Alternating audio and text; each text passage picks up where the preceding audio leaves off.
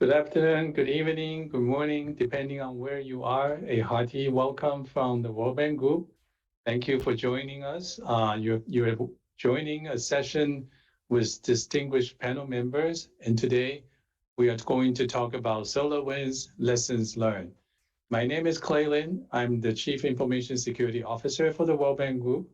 I'm very glad to have colleagues from the World Bank Group as well as data privacy experts from external to join us to talk about this important event widely reported in the news. Once we finish the questions with the panelists, you can post your comments or questions on the chat, and we will relay your question to conduct a Q&A. So without further delay, let me ask my boss, the Vice President and Chief Information Officer of the World Bank Group, Mr. Denis Robitaille, to give an opening remark. Denis? Hello, everyone. Thank you, Clay. Yes, I'm Denis Robitaille, the World Bank Group Chief Information Officer, also known internally as Vice President of Information and Technology Solution. So I am pleased to welcome you all, the participants and the panelists that will discuss in a few minutes the lesson learned from the SolarWinds hack. But a little bit of history. In May 2018, the World Bank Group approved its policy on data privacy, which became operational about a year ago on February 1st. And over the last 4 years, there has been a lot of work to develop and support the data privacy program, including, of course, the procedures, the guidelines, awareness and training, staffing, governance, technology, and information solution. So the technology and information teams have been a major contributor to this effort as we put in place multiple system and procedures such as privacy controls, privacy impact assessment, data inventory, data masking, data subject request case management, new retention schedules. I know it's a lot, just to say that we have done a lot of work over the last 4 years. But foundational to this entire work program, and I would even say to the operational viability of the World Bank Group, is cybersecurity. Cybersecurity challenge is daunting. Last year, the World Economic Forum highlighted top 4 priorities the world needs to address: climate change, debt sustainability, the pandemic, and cybersecurity. Unfortunately, we have witnessed a major increase in malicious cyber activities. And again, according to the World Economic Forum, a recent report recently published, there has been an increase, especially in ransomware attacks, by 150% in 2021. It is, of course, impossible to have data privacy without data security. Actually, this is one of the 7 principles that our data privacy policy is based on. The principle states that data should be protected by appropriate technical and organizational standards and safeguards against unauthorized processing and against accidental loss, destruction, or damage. Compounding the challenge is that the volume, the velocity, and variety of data have increased exponentially. Moreover, hackers are coming up with increasingly sophisticated ways to still destroy or hold data hostage for ransom. We are in a battle, but we must prevail. We have no choice. I am happy to say that today's panel will specifically focus on security. In late 2019, just as COVID was enveloping the world, there was another storm brewing in the IT sector. SolarWinds, one of the leading vendors in information technology, became the victim of a major information security hack. The repercussions of this incident were felt across SolarWinds' customer base, which included thousands of companies and government agencies.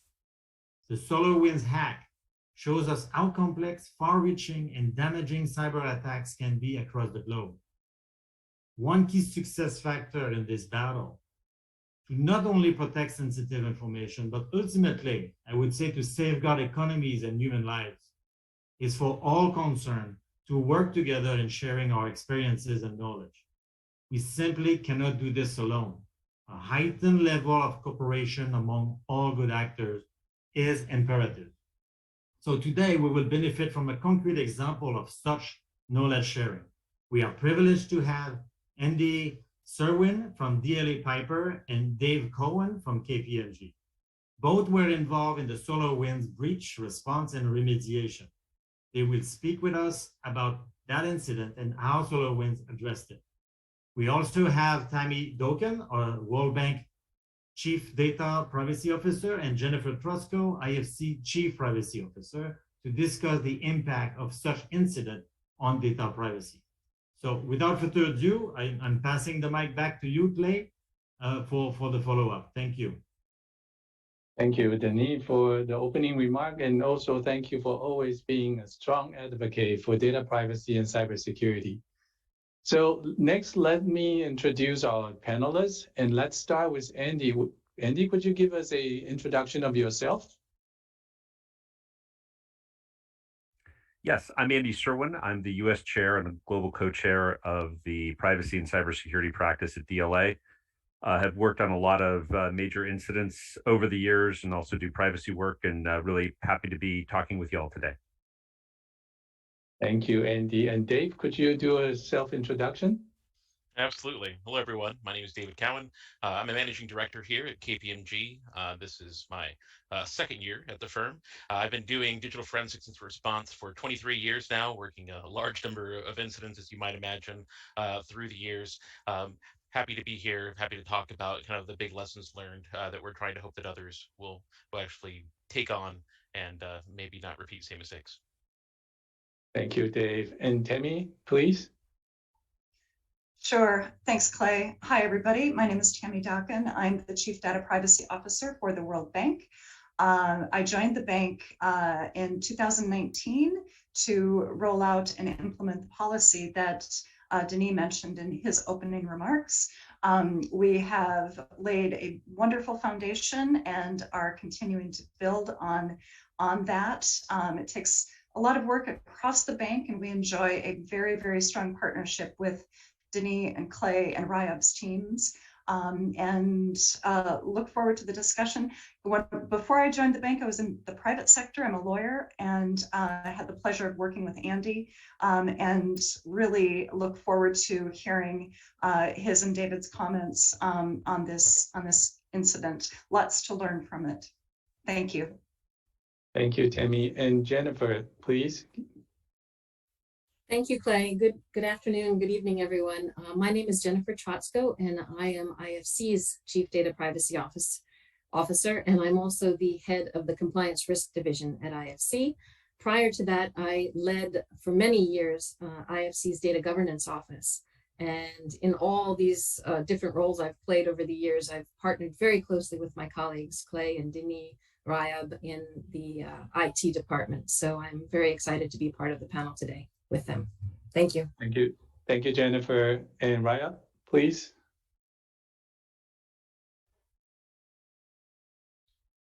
Thanks, Clay. Hello, everyone. My name is Rahyab, and I'm a director at the World Bank. I help lead our data and analytics portfolio from the IT side of the house. So given the growing importance and the pervasiveness of data in our work these days, I work very closely and collaborate with business leaders across the bank, including our chief data privacy officers and the Chief Information Security Officer, all of whom are here today on this panel. So it's a pleasure to be here. Thank you, Rahyab. And to our audience, I'm sure you are very impressed by all the credentials and the distinguished panelists that we have today. So let me start the question, and first with Andy. The question to you is, what does SolarWinds do? And what kind of software does SolarWinds develop? What were the SolarWinds hacks? And what was the timeline of these hacks? Sure. SolarWinds is a company that does a lot of IT backend and software for a lot of major companies as well as government agencies. And so that to maybe get to the hack, there was a issue where code was maliciously injected into the SolarWinds builds.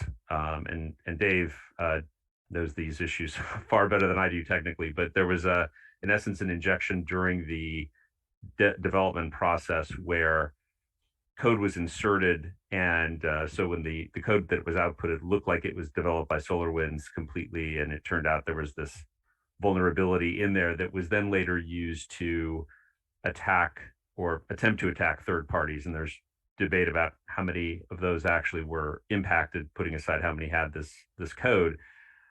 But one of the things, and I think we'll get to this later, is in terms of the SolarWinds attack itself on the company, this was much more of a security issue than a privacy issue, and we'll talk about that. But also, if you believe the public attribution, certainly it was the state-sponsored actor behind it.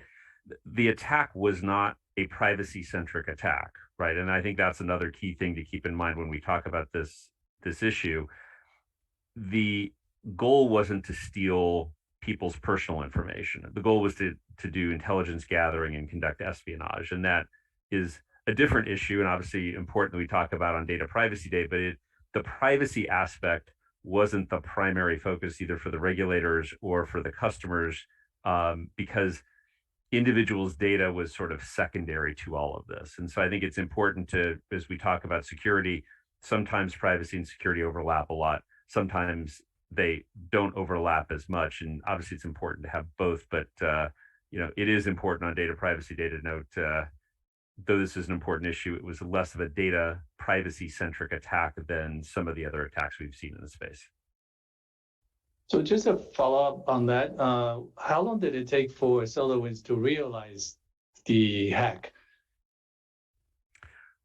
Well, so a company called SolarWinds and alerted them to this vulnerability. And so that was when Dave and I first sort of got involved. But without going into all of the timeline, the attacker was certainly working on this for a while. The code exploit was not something that was done quickly. And so, what you see is, taking a step back out of this, having worked on a lot of very large incidents, most of the time, without commenting on the timeline here, you see attackers in the environment 6 months to a year, at least, right? Because they're doing recon, they're looking around, they're trying to see if you detect them and what your capability is of detecting them. And then they start taking steps to sort of weaponize their access. And so it's pretty typical to see a pretty long timeline. That's different than with ransomware. With ransomware, it's a bit more of the smash and grab type attack. So they'll phish someone, they'll get in and immediately start deploying those kind of tools. But when you're dealing with a sophisticated nation state actor, there is a reason they call them advanced persistent threats, right? They're usually in for a long time. Thank you, Andy, for that. And let's ask Dave the next question. So Dave, in this case, the malicious code went to thousands of SolarWinds customers who applied those patches. So one would imagine those companies were monitoring their network and system during this period, but still it took, almost 6 to 9 months to realize there was a problem. So why did it take so long? It's easy in retrospect for everyone to say things like, why would your SolarWinds server have internet access? Why wouldn't people notice it was talking to random domains that were SolarWinds update servers? Or why didn't you notice your SolarWinds server was performing transactions? I think the problem with all of these hindsight questions is that you miss the realities of maintaining a large enterprise network and relying on your defensive technologies and partners to kind of find and highlight issues. SolarWinds software was trusted. It's been in environments for tens of years, seen really as part of the network monitoring and subsystem stack. People stopped thinking of it as a third-party piece of software and something that was kind of just running within their network, something that's been there for so long. So SolarWinds customers and SolarWinds themselves, they never saw that software as a target for a nation state. Their systems, had been running for years. No one had, there's been no incidents. The supply chain aspect of it wasn't really thought of as far as non-security, non-VPN access related products. So it's easy to get comfortable with what you feel is part of your network, and you kind of stop thinking about it as that third-party system. So I would hope that people would stop wondering, looking back at what someone could have done, because in full disclosure, people did find this, right? I mean, that's how SolarWinds was ultimately contacted, and made known of this. But I think there's larger lessons to consider rather than looking back and wondering why, which is doing things like evaluating your third-party supplier program and asking real questions around the risks that they share with you, making sure that you understand and put into perspective that supply chain attacks like this were successful, which means that more like this will happen. Two, reevaluate the blind spots you allow in your networks for systems that are testing or considered unmonitorable because they are recycled so often or just trusted and don't need to be viewed. And really start taking the time to really, a lot of people talk about network segmentation and they talk about, firewalls, but start thinking more about what kind of access your critical systems actually need to have to the internet to, kind of act as a buffer to these kinds of attacks in the future. Thank you, Dave. I'm sure we'll come back to some of the points you made earlier. Let's direct the next question to Tammy. So Tammy, the SolarWinds attack was unfolding as we were launching our WBG data privacy program in February of 2021. So what was your reaction at that time when you heard about it? Oh gosh. So as many, just in the general public, concerned that there was yet another attack. And then those of us who practice in this area, my heart just sank. And I just thought, oh no, here we go again. And my thoughts then turned to, are we prepared? What would happen if that either affected us or that was us, that was in the press, dealing with the repercussions, doing the forensic analysis. If it did involve personal data, are we prepared to tell individuals? And do we have all of those pieces in place? Because as Denis said, it's a requirement of our policy that we have adequate, appropriate security in place. And since we follow our privacy policy and not national legislation, it was really important that at the beginning of the rollout of the privacy policy that we included these concepts. So I think my head and having experienced data breaches in the private sector, I immediately went into war room zone, and do we have everything in place? Who do we call? Who do we pull in? And do we have that in place at the bank? I'm very proud to say that just last night I heard that our new incident response procedure was published, in large part thanks to Jennifer's leadership on that. But anytime I hear of an attack, I immediately wonder, okay, have we practiced enough? Do we know what we're doing? Do we have everything lined up so that we can react and follow this in a responsible, reasonable fashion? And as David said, you can look back and say, oh, you could or should have done this, but that's not what you're thinking in the moment. You have to really think about, okay, this is what we have, and we know we're going to be breached from time to time, and how do we handle it? Thank you, Tammy. And let's turn to Jennifer. So Jennifer, what would an incident of this scale mean for the IFC, International Finance Corporation, and if it led to a breach of sensitive personnel data? And how would you, as the IFC's Chief Data Privacy Officer, react to such an incident? Thank you, Clay. As I think Andy said, this SolarWinds is not necessarily a privacy issue. So we do need to keep that in mind. So this is sort of a what if kind of answer. But I'd like to begin by highlighting the various mitigants that we have in place at the World Bank Group that seek to identify and prevent such incidents. These range from policies and procedures, as Tammy just mentioned, concerning data classification and access, data storage and records retention, to technology controls such as network firewalls and segmentation, email threat prevention, anti-malware, encryption, and network monitoring tools. And all of the technology controls and related telemetry are monitored 24/7 by our Security Operations Center. All of this, the policies and procedures and the technology controls, are also coupled with awareness and training to make sure that staff understand and follow the preventative measures that we have in place. So this being said, the question is, what would I do if there was a data breach related to something like this? And I think what SolarWinds has demonstrated is that there is always a point, there's always a vulnerability that hasn't been considered, and threat actors will exploit those vulnerabilities. So, when I think about,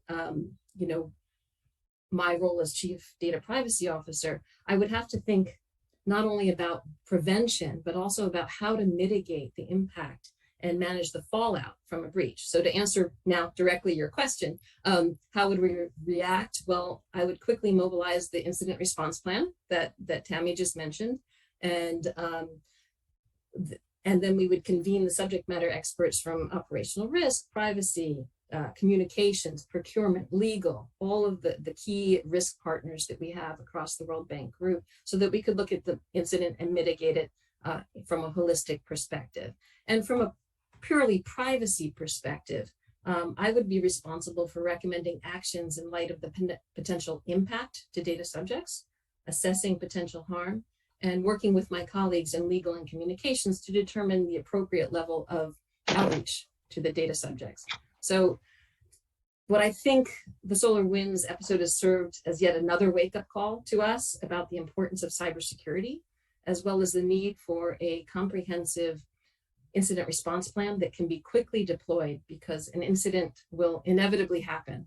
And definitely the way I see it, cybersecurity is not just an IT concern, it is an enterprise risk management concern that we all have to be aware of and prepare for. So. Thank you, Jennifer. And Andy, back to you. Thank you for making the point to talk about the difference of cybersecurity incident as the primary aspect of this SolarWinds incident. But if we focus the question for the time being on privacy, so in such an incident, what could be the privacy implication, and how would you suggest a company to deal with regulators, and how would the regulators react to this incident from that perspective? Yeah, and look, I think one of the important things in this one was we knew the WHO pretty early on, at least in terms of it being a state-sponsored actor, and so or at least we were told, I should say. I can't prove that, but I think it's important because knowing that it does go to privacy. Taking the law out of privacy really is a harm-based discipline, looking at how an individual will be harmed. I mean, that's the purpose of most privacy laws, is to restrict harm to an individual of some kind, whether that individual understands it or not. And so what was important to me in this incident, and important, I think, for the regulators to understand, is while there was, I'll call it, incidental access to personal data in email as a result of this, because of the email reconnaissance that was done, that wasn't the target. And, I didn't think it was likely, nor did we see it post-incident, that the state-sponsored actor behind this would be selling that data on the dark web.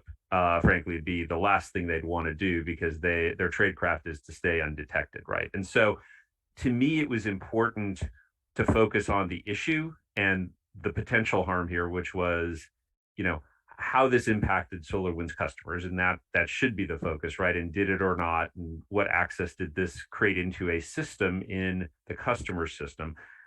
But the email reconnaissance that was done was very targeted to watching the security personnel and other people who could potentially figure this vulnerability out. And so what I think the regulators did a good job of understanding is, yes, that's out there.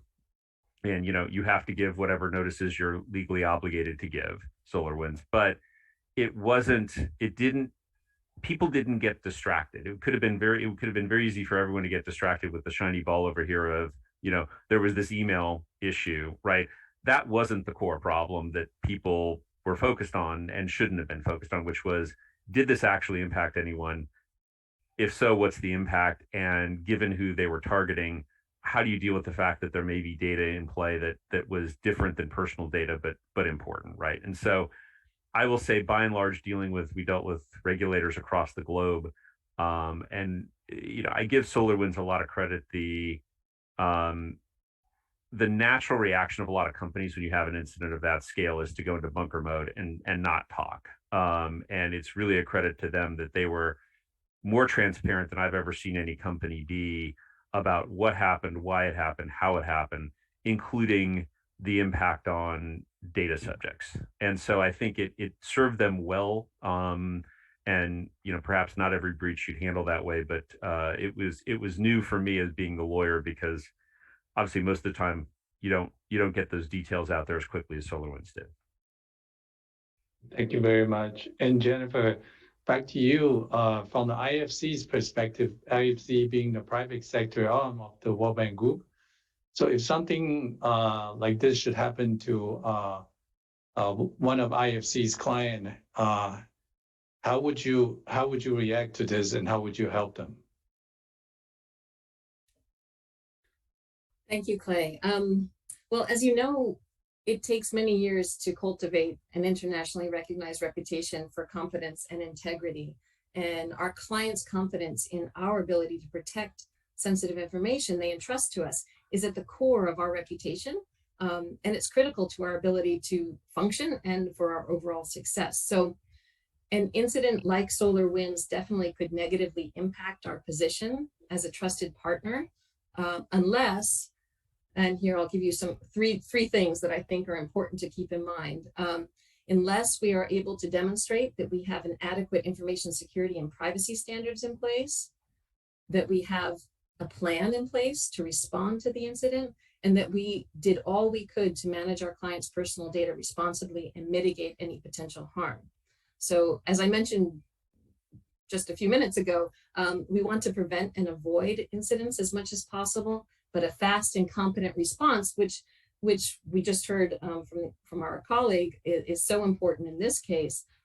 So a fast and competent response that's in line with market expectations is extremely important in maintaining our client confidence.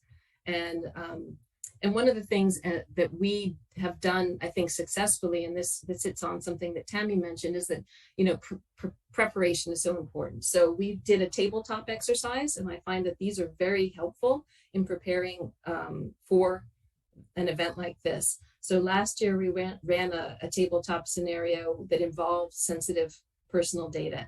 And I think the insights that we took away from that are really going to help us, and I'll just put it blankly, from fumbling our response if and when we have some kind of negative impact on our reputation from a breach. So as I said, incidents are bound to happen. And, when it comes to our reputation and our relationship with our clients and partners, the question is going to be, how much did we do to prevent the materialization? And what did we do to reduce the impact of such an event? Thank you, Jennifer, for your IFC perspective. And let's turn to Tammy. So as you know, World Bank work with a lot of partners and clients. So what would be your advice to World Bank partners from the SolarWinds incident? How can organizations protect themselves from privacy breaches, and what do they need to do when such a breach occurs? Sure, thanks, Clay. So to protect against, I think it's twofold. It's making sure that you have an appropriate, scaled, modern, agile security system in place and security protocols, which the bank has, thanks to Denis' leadership and all the work that has been done. So you need security protocols, and then you also need to be aware of the privacy risks. And that piece is what we're building out, and making sure that we have a robust program that integrates the principles in our privacy policy throughout the bank. So our policy at the bank is implemented on a decentralized basis, meaning that, at the end of, the year, or, during this journey, we want everybody at the bank to understand what personal data is, how it can be used, and what to look for, where the issues might be, whether it's engaging a a consultant on the IT side, or giving a temporary consultant access to systems that might be infiltrated. Just the whole program goes to serve to actually protect ourselves against an incident. And then, I think when it comes to, what happens when a breach occurs, one of my concerns is, do our colleagues know what a privacy breach is? When, somebody has inadvertently either discovered or caused something that would put personal data at risk. So that's part of the awareness as well, so that colleagues understand, if a laptop is misplaced, or if somebody, was using personal data or shared personal data that goes against the policy, do they know that that could cause a data breach? And so a lot of what I see is just this evolution of making sure that people understand privacy, what it means, and then what to do when something happens. Because, as we all know, these unfortunately do happen, and we need to prepare, but then also be agile and able to react. Okay, great. Thank you, Tammy. And so Dave, so from your point of view, what kind of an incident management privacy breach response when would you give as an advice to companies reacting to such an incident? Yeah, I mean, I think a large part of this is not understanding the scale and scope of this incident, because it dealt with so much of this company's ability to survive. And so when you manage the response like this, it's almost a full-time job to manage the response, as it is for the analysts who are going through the data itself and going through all the different parts of things.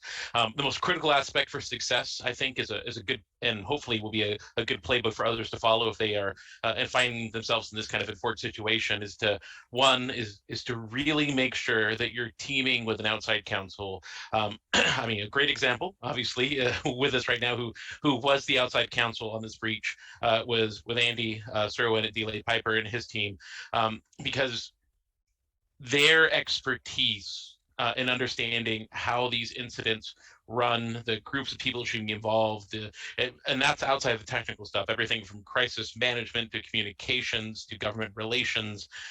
They bring in all of those teams together, and they bring a real council-led response effort. That means that in the long run, you actually will have maintainable privilege over your work, which we see get attacked every day. And if you can't feel comfort in the fact that the day-to-day changes in what you're finding are not going to be protected under that work product privilege with a council leading the response, it's hard to speak openly and honestly about what you're seeing and what you're worried about, and finding out that it changed the next day, but it being used against you in the future. Make sure, like DLA does, that your vendors, your consultants, your internal teams, that they understand that they're one team, that they're there to work together to solve the incident. You're all there for the same goal, which is to, find the truth, get the answers, mitigate down to what really is affected, and help the company recover. People need to understand this is an opportunity to add a new skill to your resume. This is a critical event for a company's survival, and make sure that you know who's doing what, who's checking on who, the board is informed with regular updates, and that everyone is being open and honest with each other. But at the same time, you want to be able to manage transparency to the public, the market, and your employees. There has been so many breaches in the past years that every time that a company comes out and says everything's fine, there's no real impact, people are obviously going to be immediately skeptical because of how many companies have had to walk back facts, had to walk back statements, had to suddenly clarify a position, or, oh, I'm sorry, we didn't know that. So don't speculate on what could be's and what ifs when you're making statements, even to just your internal employees who may ultimately relay that information, maybe unintentionally, to someone who will say it to the larger public. But anything that is a fact, anything that is proven, anything that you're going to be relying upon, if it's relevant, if it's necessary to be known, make sure to get out ahead of that, so that you can make sure to control the narrative of kind of how those events played out and what you know to be true and what isn't affected. And that's especially true with your regulators. If your incidents affected others, make sure you proactively reach out to them. Companies are much more understanding, willing to work with you if you tell them there was an incident and that you're willing to work with them and help them and share information and knowledge and what you're knowing and what you're seeing than them finding out from the internet. Typically, they're much less enthused with working with you because they feel like you're hiding something from them. And then lastly, as I'm sure everybody will say in a situation like this, always consider working through counsel to contact law enforcement early. Just reporting the event can go a long way to be able to show good faith that you're doing the right things. But if you're very lucky, the government may actually be able to share some information back with you. If nothing else, to be able to say that they're tracking the group or that they're aware of the instance, or there's other people are affected, or you're unique and interesting, and that they're willing to do what they can to help. But this, again, goes a long way towards good faith for the post-incident fallout, where you have to deal with things like government requests and regulators and possibly law enforcement. And while there may be no legal action, just the generation of requests that come out of this, and the large number of hours that you'll spend when you think everything's over, just to keep answering the questions that come out as people, again, in hindsight, look back and try to figure out what happened. The earlier you engage, the more trust you build, the more open and transparent you appear to be, the less of a burden that will be long term. Thank you, Dave. You just mentioned the proactiveness and the transparency, which Andy also mentioned. So Andy, let me come back to you on that. So I want to ask you a question about the best practices in terms of reacting to potential breaches. Could you expand on the transparency you just talked about?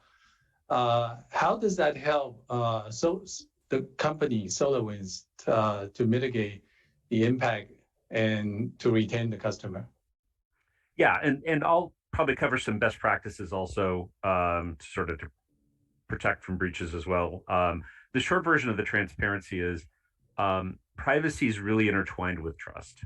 And if people don't trust you, they don't trust you, right? And I think privacy is a huge component of that. And I think what SolarWinds did very well is be, as walking a line of what you know and what you don't know, being extremely transparent with all stakeholders, including their customers, right? And one of the things, if you ever do a large breach with me, you hear me say in the beginning is probably 80% of what we think in the first, call it 48 to 72 hours is wrong, right? And no one's lying. It's just we don't know. And so there's this tension that exists between transparency and saying something you're going to have to walk back. I will say SolarWinds really did it right, because we really didn't have to walk anything back, but we were extremely transparent. And it was what we talked about when was really the key to that. And so one of the things to think through, and it takes a multidisciplinary approach, is the business people will want to go public really fast with a bunch of stuff, even if it's sort of you don't fully know. There's a lot of good reasons to do that in part, but not fully. And so having the key inputs from your team is critical. I think if we look at how you prevent these things, which is also part of, I think, this, our group does a lot around, I draw a distinction between compliance and governance. And you can be compliant with law, compliant with standards, and that's fine, but you can still be attacked and hit. And so what we are telling companies and boards is compliance doesn't lead to governance, but governance leads to compliance. And so if you really want to deal with these issues, privacy is one, cyber, and frankly, BCP, you have to govern these things. And so there has to be a pretty transparent conversation between the board and the senior executives and the management team beyond that to say, what is our actual risk appetite? Are we willing to take risk around cyber? Are we willing to take, what is our risk tolerance to exceed our risk appetite? And that's different for, frankly, an entity like the World Bank versus an entity like Facebook. Your risk profile and risk tolerance are going to be radically different. And if you don't understand that, it makes governing these risks really hard, because people that are making decisions at the lower levels don't fully understand what the board would want them to do. And so the other point I'd make is, if you don't have that level of sort of integration and transparency, you're not really accepting risk, because risk acceptance usually means you understand what your risks are and senior leadership chooses to accept them. what you've got is unknowing risk acceptance, which is not particularly comfortable in the middle of an incident, because what happens is people say, we did that. Why did we do that? And the answer is, well, we thought that was consistent with the risk policy of the company, and it wasn't. And so what I'm expressing to senior leaders in the board to really help drive this sort of compliance side or governance side is, you have to think through how much unknowing risk, ungoverned risk you're willing to have. And, every company has ungoverned risk, and that makes sense where the risks are not material. But having ungoverned material risks is probably not where you want to be. And I think that's what people have to start thinking through, is this is a governance issue, not, did we check the box of this NIST framework? So thank you, Andy. And now we are in the Q&A session. So I will also start with you, Andy. From a lawyer's perspective, what would be your advice to a company for managing the supply chain risk? As you know, this incident raised a lot of concern in the supply chain risk. And so what's your advice? Yeah, look, I think you have to start with a business impact assessment, honestly, because I could come in and tell you, look at everything, right? And you boil the ocean and you're never going to get it done. And even if you did get it done, the cost is irrational and prohibitive. And so you have to look at what your business risk is, and then look at what the risks are to your supply chain. And if you do that way, what you're able to do is, through the BIA, identify what your material risks are. Again, we're never going to eliminate risk, nor should that be the goal. The goal is to know what the critical systems and information are, manage that risk differently than you manage other risks. And I think, there's the lawyer answer, which is comply with the law, right? Which is not the best answer here, because the law is a bit opaque on security. That's just, having done a lot of these, you really have to start with business impact side. One other thing I'll mention where I do see companies struggle is cyber at times can be disconnected from BCP. So you'll have the cyber team doing cyber and the BCP team doing BCP, but there's not the level of integration. And I think that's an area of improvement for all companies, is to make sure those teams understand and communicate well, because restoring from backup isn't going to just be an IT function. There's going to be a BCP component. You want to make sure all of that works together. And so, as sort of a cyber risk professional, that's the best advice I can give, is test that part of it, but also really think through from a business impact assessment what your critical data and critical systems are. And just a little bit add on, because earlier you talked about transparency, and my experience personally dealing with vendor, when we ask them questions about what happened, and we can see attention from such a company. The technical folks, they want to provide some details, but they say we have to run that by our lawyers. So there's a question for you. So when the security incident of this scale happened, there must have been pressure from the regulatory agencies, customers, and et cetera, to get more details as soon as possible. So as part of your incident management, how did SolarWinds handle this pressure and decide what information to release and when? Yeah, well, and let me maybe just, I'll be a little more transparent myself if I take it out of the SolarWinds thing and just kind of give you the general advice. Look, I think the challenge of these is, and having been both at the processor and the controller level, once you go public, we all know as the controller, you're going to get 1,000 questions from regulators and customers you cannot answer. And it doesn't really help. My view has always been, even as the processors council, it doesn't really help me if you come to me and say, hey, something may have happened. We think it's this. We don't really know, and we'll get back to you, because all it does is create havoc, right? And so if it's going to go public anyway, you have to manage it and control it. But transparency is important, but in context, right? So it doesn't really help, as I said, to go partially transparent. And so you've got to wait enough time to really know enough to tell the controller what happened in a meaningful way, to have answers to the questions you know you're going to ask. And I think, going back to SolarWinds, I do think we did a good job of that, in the sense that this was already going public beyond our control.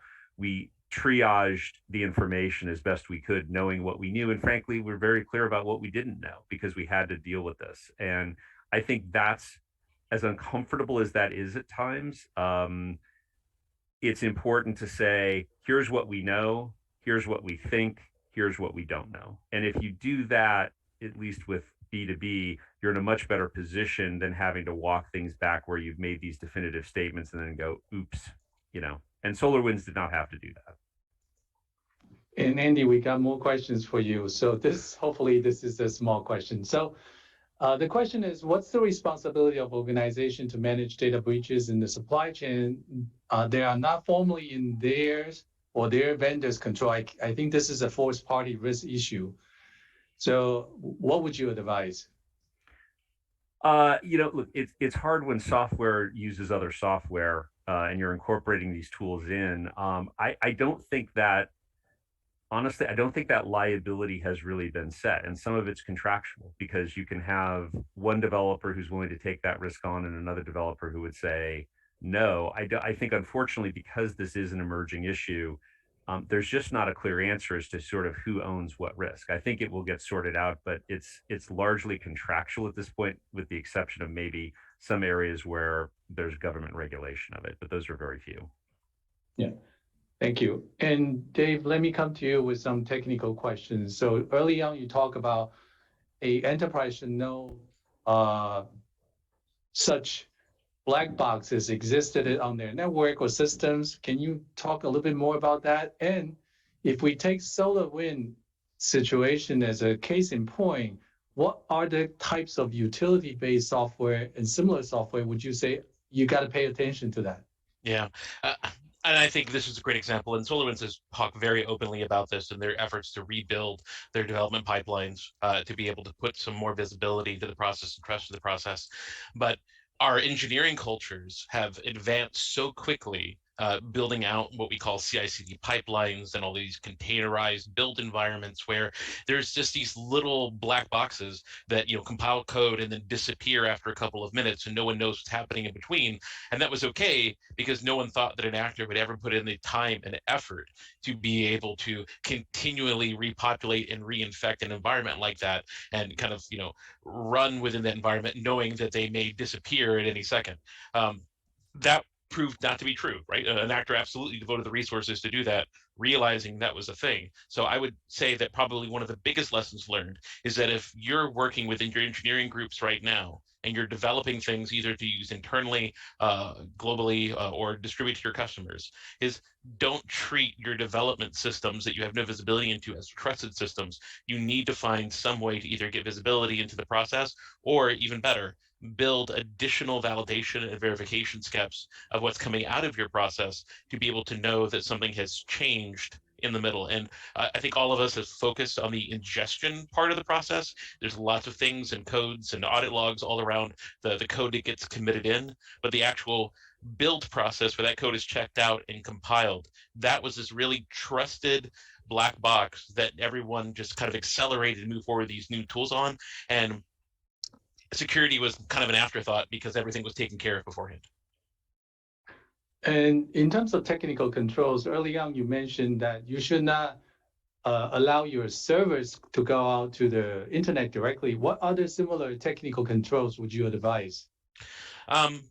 I think the number one thing that anyone involved in cybersecurity in the last 10 years would tell you is please put multi-factor authentication on every single external access point that you have. I mean, just without question. I know that you may have some resistance somewhere in your organization, but it's going to save you so much trouble. And then two, what we're starting to see now is coming up as kind of the next standard, both from insurance companies and regulators, is for your privileged to access accounts, even for internal access, requiring that same MFA to be able to prove identity. Because while we're all moving to zero trust, the problem is conditional access is creating trust even in a zero trust scenario. Okay, thank you, Dave. And Tammy, so being part of the panel today, what conclusion, remark, and takeaway would you advise our audience? Oh, advise the audience. I think prepare and practice. Know that your systems and your humans that work with you are not always airtight. Find really good outside resources to step in when something is concerning or confirmed. And then do a debrief and practice again and practice. Thank you. And same question to you, Jennifer. Well, I would second what Tammy just said. And when it comes to preparation, I mean, I think there's three prongs to it. I think there's your policies and procedures. There's the technology controls, and then there's your awareness and training. And I do think we shouldn't minimize the importance of that training and the human element in all of this. I think oftentimes when we think about a data breach, we think of IT immediately, right? But there are so many other people who need to be involved. It's not just about IT, it's about all the other areas that we've been talking about today. So training people, raising awareness. At the World Bank Group, we have a mandatory cybersecurity training every year, and we do the same thing for privacy. Those sorts of activities are so important. And then when the breach does happen, and if and when it does happen, I think what I'm hearing today for my takeaway is transparency. And speaking, bluntly on the facts, on what you know. So those would be my key takeaways. Thank you, Jennifer. And so, Andy, since the title of this session is Lessons Learned, maybe in a few words, and in retrospect, what do you think should be our lessons learned? You have to think asymmetrically. These are sophisticated threat actors who are going to attack you in ways you don't anticipate. I think that's lesson one. I do think the transparency lesson we've hit, but I think it's important, but not in a way that creates more problems or risk for everyone else in the environment, right? I think those are the two main takeaways. Do you see any changes in terms of regulatory requirements out of this particular incident? I think there will be absolute changes. I mean, the chairman of the SEC gave a speech this week on cyber hygiene, and it's the first time, what you're starting to see them do is talk less about cyber controls around Sarbanes-Oxley data for public companies and talk more about cyber hygiene generally, and that is not accidental, right? And so I think for public companies in the US, you may start to see this shift, which is the SEC enforcing in a way that perhaps we didn't anticipate. So I think it's coming from there. I think it's coming from other places, but the SEC in the US may be the first place we really see it. Thank you, Andy. And Dave, what would your concluding remark on the lessons learned from an industry expert perspective? Don't focus on exotic technologies until you have basic controls in place is probably the most powerful thing that I think, if anything, you can take back to go and really think about and reevaluate every trusted piece or everything someone has told you is fine and that it's not worth the effort to do, and reconsider whether or not even the most basic controls are in place before you start thinking about all the other managed, learning and AI systems that you could be sold. Thank you. And that resonates with me very well as a Chief Information Security Officer. Thank you, Dave. So to our audience, I hope you enjoy the insights from our panelists today. So let me ask my colleague Rahyab to give a closing remark. Rahyab, please. Thank you, Claire. Thanks very much. What a great conversation. I must say I learned a lot over the last hour. So I hope that our audience also enjoyed the conversation and the dialogue. So maybe just a couple of quick thoughts from my side before we wrap up. I just wanted to sort of note again that at the bank group, like most modern organizations, we are really investing heavily in leveraging data to better serve our clients across the globe and also to optimize our own internal operations. The bank group is an extremely data-rich organization, and the potential for data and advanced analytics to accelerate our mission is great. But as we pursue those goals, we have to make sure that we do so responsibly. And this is why we have put in place robust data governance, data privacy, and data protection programs to help protect our operations, as well as the personal data of our staff, our clients, and our stakeholders across the world. So we've seen over the last couple of years during the pandemic, many organizations have been reevaluating their cybersecurity and data privacy strategies. For us, these were already high priorities before the pandemic, and they only became more important over the last 2 years. We have a Chief Information Security Officer, Clay, and we have Chief Data Privacy Officers for each of the primary entities of the World Bank Group. Together, you guys help ensure that the bank group is well prepared and equipped to deal with the possibility or maybe the eventuality of breaches and incidents. And part of that means learning from incidents like SolarWinds, which is why this discussion today is so important for all of us. It was really a fascinating conversation on how the hack happened, embedded code, and the implications of such incidents for data security and privacy going forward. I mean, this is certainly not going to be the last major breach that we're going to see. So as the back and forth between defenders and attackers goes on, it's really important that we always take the time to understand what happened, to learn from that so that we can continue to strengthen our posture. And as Denis mentioned in his opening remarks, security is one of the 7 principles of the World Bank Group's data privacy policy. It's also a fundamental part of assuring that the bank group operations across the world can continue and that we have the resilience that we need to do business today. As part of that, at the bank, Clay and others have put in place a forward-looking cybersecurity strategy that includes continuous security using modern code deployment techniques like DevSecOps. We are certainly adopting a zero trust approach that requires continuous verification. We're looking into machine learning and AI to help us do dynamic security and closer to real time.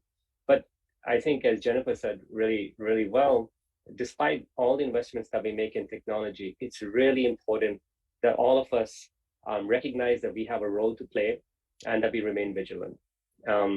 Security is not just the responsibility, again, of IT, it's all of us.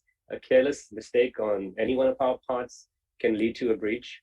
And so it's really important that we all take time to understand a little bit about our responsibilities. We have an excellent cybersecurity course at the bank and an excellent data privacy course as well. I think that we're really doing well in terms of raising awareness of what we all can do to safeguard our institutional data, as well as our own data and our private lives. So I think I just wanted to thank everybody, Andy and Dave, for joining us, and to Tammy and Jennifer for sharing their perspectives from the bank and the IFC's perspective, and also all of our audience members who joined us today. I really found the session fascinating, and I hope others did as well. So Clay, I will turn it back to you. Thank you, Rahyab, for the excellent concluding remark. So if I may summarize it by a few keywords that our panelists mentioned today. So it's understand the risk you are accepting, and good basic hygiene from your system, from your technical control, practice, transparency if something should happen. I think all those keywords will help us very well. No one can guarantee the breach will never happen, but when it happens, you have some basic principle to follow based on today's discussion. So on behalf of the World Bank Group, I'd like to thank Andy, Dave, Tammy, Jennifer, Rahyab for being part of this great panel discussion. Thank you so much for your time. I hope to see you soon. Audience, thank you for your participation. Thank you so much.